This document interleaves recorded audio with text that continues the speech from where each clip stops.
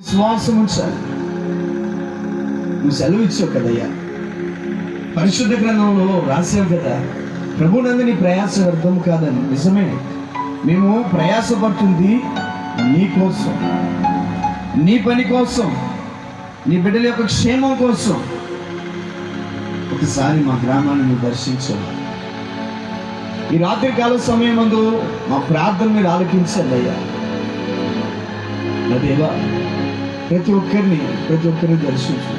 వారి కుటుంబాల్లో సమాధానం కలగాలి, వారు నిన్ను గుర్తించాలి అంటూ ప్రతి ఒక్కరు ప్రార్థించటమ్మా.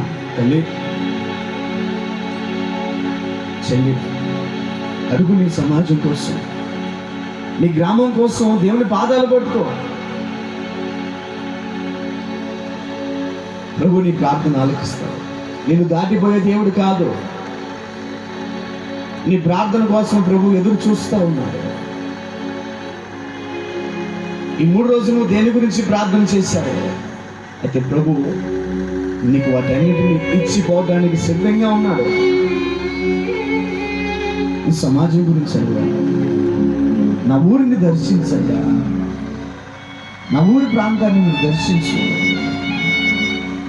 చిన్న పిల్లలు మొదలుకొని వృద్ధులు, యవనస్తులు చిన్న వయసులోనే పాపానికి బానిసలైపోయారు, త్రాగుడికి బానిసలైపోయారు, అక్రమ సంబంధాలకి బానిసలైపోయారు. దర్శించవా దేవా? నా ప్రార్థన ఆలకించయ్యా, నా ప్రార్థనను జవాబు ప్రభువా. ప్రభుతో జ్ఞాపకం చేసుకోవా. ప్రార్థించా.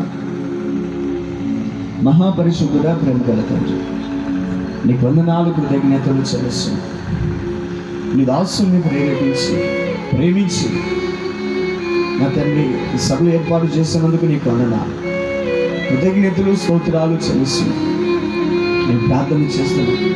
అన్నాశైనా మా ఆశ ప్రతి ఒక్కరు నిన్ను గుర్తించాలి, రక్షణ పొందాలి, ప్రభు కొరకు 4 ఆత్మలు సంపాదించాలనే భారము మా హృదయాల్లో పెట్టినందుకు నీకు వందనాలు.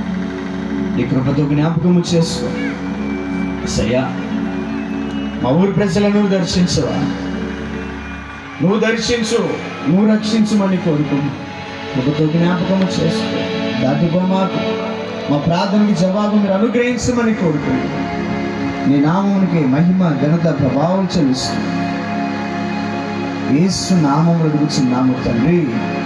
మన ప్రార్థన ఆలకించి గ్రామ ప్రజలను రక్షిస్తున్న దేవునికి స్తోత్రాలు చెల్లిద్దాం. స్తోత్రం, స్తోత్రం, స్తోత్రం, స్తోత్రం, స్తోత్రం. ఆమేన్.